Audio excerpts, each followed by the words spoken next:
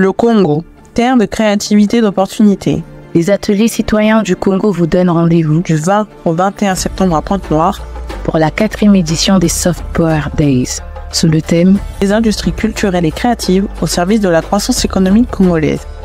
Mode, littérature, musique, tourisme. Laissez-vous plonger dans l'univers richissime de la culture congolaise. Soft Power Days, un événement incontournable avec au programme Business game, conférences et bien plus encore. Beno Quiz Anaba ACC. Les industries culturelles et créatives, l'évier de l'économie congolaise sera la thématique au cœur de Soft Power Days initié par les ateliers citoyens du Congo. Après 3 éditions à Brazzaville, l'acte 4 se tiendra dans la ville océane, une édition qui s'annonce à grands pas. Ce sera à partir du 20 au 21 septembre prochain et pour faire un saut dans le futur sur ce que sera cette édition, nous recevons ce soir Juvi B, secrétaire général des ACC Congo. Bienvenue dans la grande interview. Bonsoir monsieur. Bonsoir madame. Et bonsoir à vous. Bienvenue dans cette grande interview. Les ateliers citoyens du Congo existent depuis plus de 5 ans.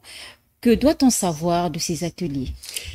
Les ateliers citoyens du Congo sont un think tank, groupe de réflexion en anglais, de jeunes citoyens congolais dévoués pour l'amour du pays, œuvrant dans la réflexion pour pouvoir aider du mieux que possible à développer par la pensée le pays à sa manière, contribuer à cette construction.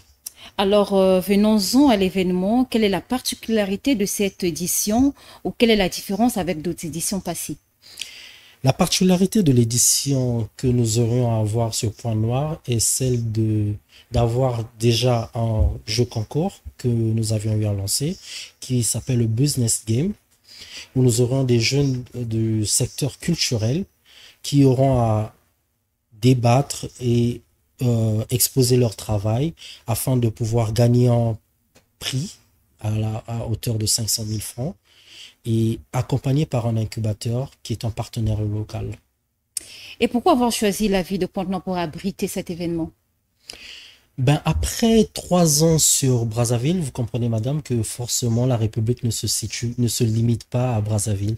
Et donc dans ce souci, nous avons pensé qu'il était nécessaire et bon de s'élargir, et la deuxième ville qui se prête forcément à cet exercice est Pointe-Noire. Et c'était aussi l'occasion pour vous de montrer un peu le côté touristique de la ville océane aux participants. Naturellement, nous avons une très belle ville avec Pointe-Noire qui montre un spot qui, je pense, n'est pas encore totalement utilisé à son plein potentiel. Et justement, nous aurions à expliquer cela, voir comment, avec nos modestes moyens, contribuer à ouvrir cet axe de pensée. Et les industries culturelles et créatives au service de la croissance économique, c'est le thème de cette 4e édition. Oui. Et pourquoi cette thématique? Nous avions eu à organiser déjà les ICC ici, les industries culturelles et créatives ici à Brazzaville. Nous nous sommes dit que nous allons faire une répétition, mais un peu plus approfondie.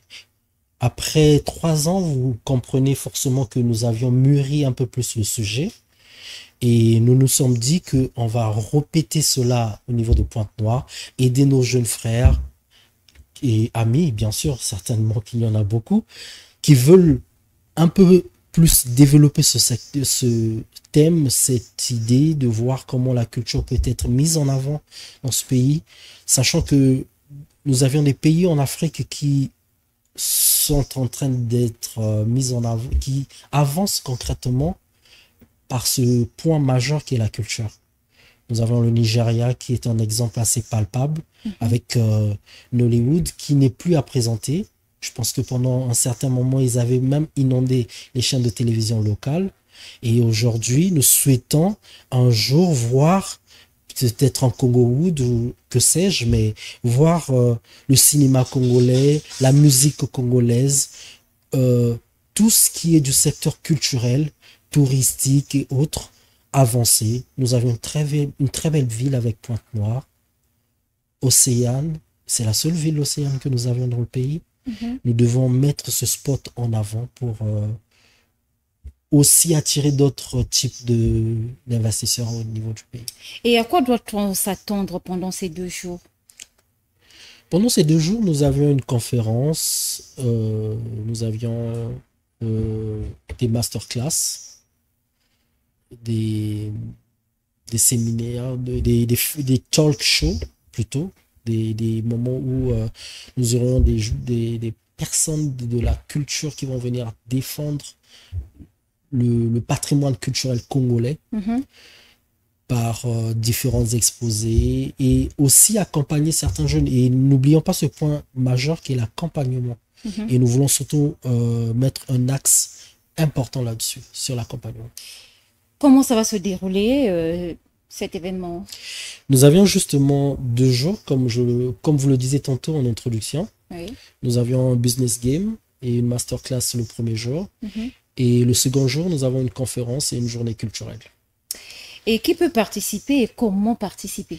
Justement, nous invitons tout le peuple pontonegrin à venir à cet événement qui est entièrement gratuit. Je le rappelle, elle est entièrement gratuite. Le seul moyen est de s'inscrire via nos différents réseaux. Lesquels? Nous avons des réseaux sociaux justement qui nous permettent de faciliter cette introduction. Et donc, vous avez nos pages Facebook, Twitter, et qui est désormais X. Vous avez aussi TikTok.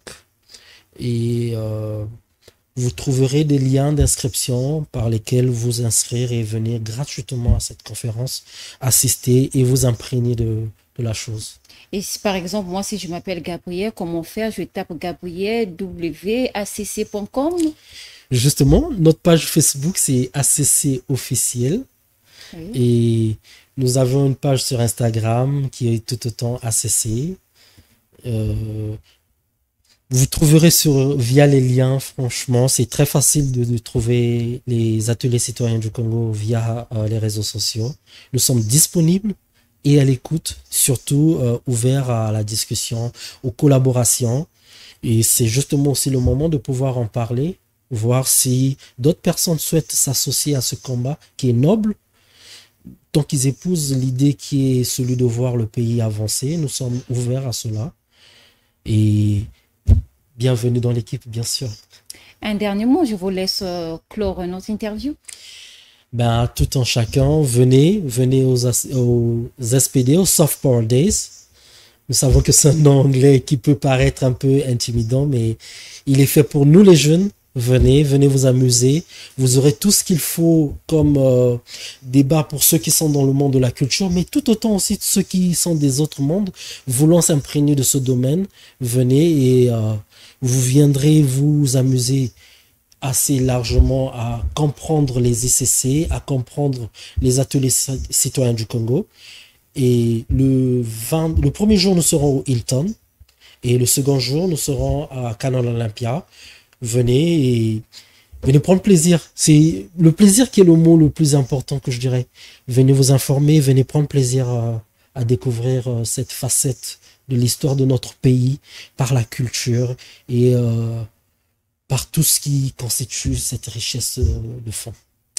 Merci bien, venez vous faire plaisir. C'est par ces mots que nous bouclons notre interview et surtout, c'est un moyen pour nous aussi de participer et de donner pleinement pour la croissance économique de notre pays. On se dit à très bientôt. Au revoir. Portez-vous bien.